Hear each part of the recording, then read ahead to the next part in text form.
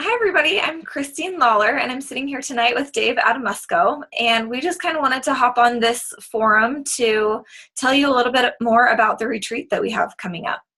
So, I have a couple of questions that people have asked a lot, and Dave and I are just going to kind of bounce back and forth and answer some of those questions for you. So, first, Dave, the question I get the most is why? Why do a retreat? What's different from a retreat than what somebody could get out of traditional couples counseling? That's a great question. And I think the first thing that comes to mind is fun. The whole purpose of a retreat is to, bring some levity in with perhaps some of the more emotional or say serious work that we're going to be doing. It gives couples time to spend together without distractions. Couples would get that in therapy for an hour. We'd like to provide that for several days. So the first thing is there's an element of fun and levity, and because of the group nature of it, there's opportunity to meet new people and just have a good time. On the other side of that, the more growth work that we'll be doing is there's just more concentration of time. So many couples are familiar with going to therapy. I know the couples that work with me will get to something over an hour, and then the time's up and they got to leave and come back. And by the time they come back, we might be moving on to something different, or we have to kind of get back to where we started.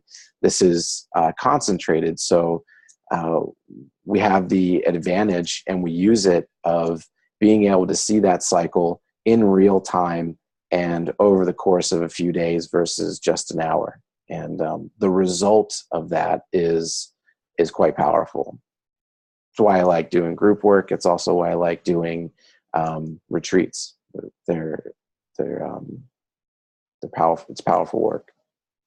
Yeah. Yeah, I'm so glad you mentioned that because I feel like, as you said, a lot of times in traditional couples counseling, we have an hour to get to something. And in the retreat setting, we really have the opportunity to dig down to some of those core things underneath and not only address those underlying resentments or distance or disconnection or these unhealthy patterns that folks get stuck in. We have a chance to address that and really resolve that, and then give the couple an experience that solidifies it. A lot of times in therapy, we'll get to this place where we can have an experience that's really healing and connecting. But then when you go back home to all of the stresses, maybe that brief experience is rather short-lived. And this gives us the opportunity to sit in that healing, to sit in the connection, to sit in the growth, and really experience each other differently, which is really exciting. Like you said, it's really powerful work. The second question that I get asked a lot is, what does it look like? The answer to that question really depends on each group.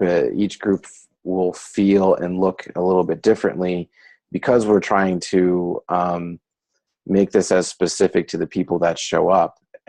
So the work that gets done, the couples work, it will have a different feel based on whoever is there and whatever they want to look at. So one couple might walk through the door and they just want a bit of a checkup, a weekend to look at their relationship and moving in a positive direction. Some couples have a bit more conflict. So we'll take all kinds. But there's the practicality of it, and the program of it is obviously it's going to start on a Friday, end on a Sunday, and we'll probably be doing work in a group setting with many breaks in between and some time in the evenings and maybe some time on Saturday afternoon to, like I said before, do some fun things, some activities. Okay, great. And then the last question is, who is this for?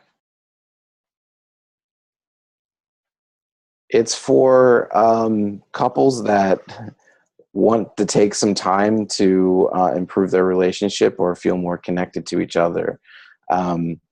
Because it is emotionally focused, it is attachment focused, and it is over a couple days. There are some timing issues. Some relationships are really ready for that type of experience, and there are others that might not be. So that's why it's important to contact you or myself and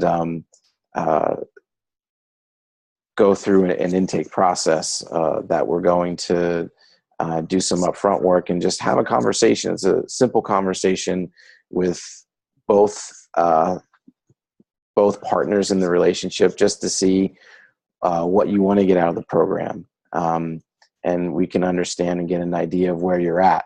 If it turns out that the timing isn't right, we're gonna do our best to help you find what you need so that further down the road the timing will be right. But I guess to answer that question is, it's important for us to have that conversation to make sure that that this is the right thing for you. We're not just going to have anybody sign up and come along just because we want to fill a group. It's really important to us that those that are there are ready to do this type of work. Yeah, great. The last question that I get quite a bit is from some hesitant partners, generally the husbands, worried that this is just going to be a big feelings fest. Anything from the male perspective to shed light on that? Yeah, I love feelings.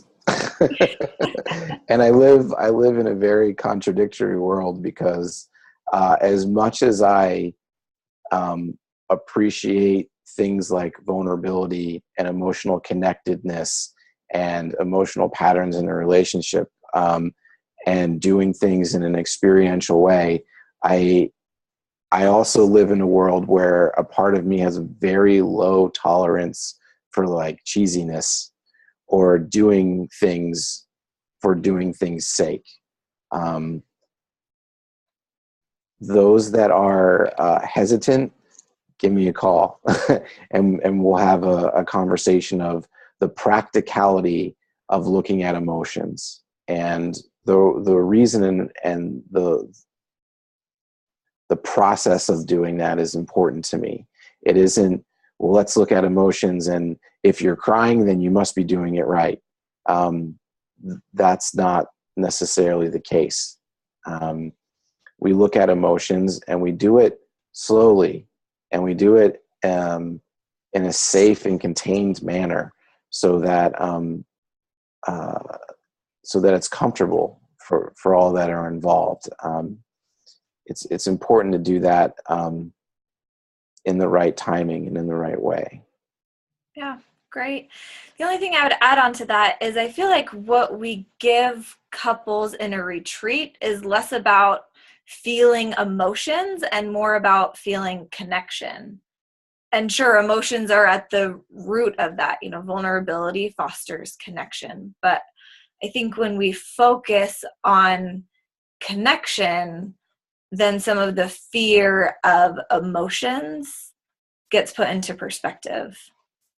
Yeah, that's a great way to say it.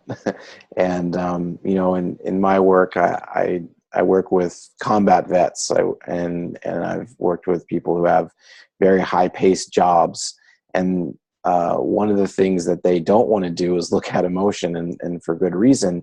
And that's because in one facet of their life, emotion keeps them from sometimes life and death, or keeps them from getting that promotion or getting things done.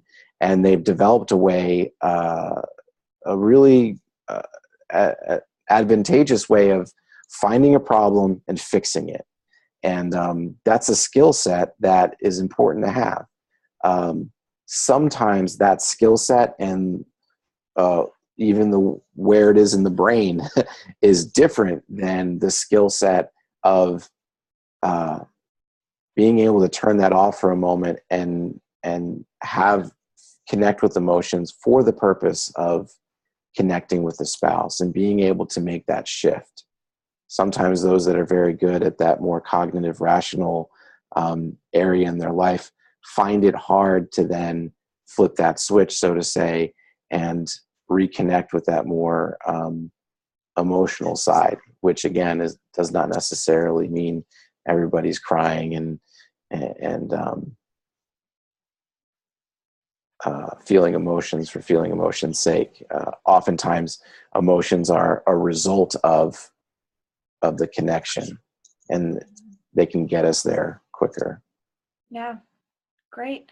All right. Well, thanks for watching if you're here, and feel free to give Dave or myself a call. Both of our contact information is listed below, and we look forward to the opportunity to work with you guys.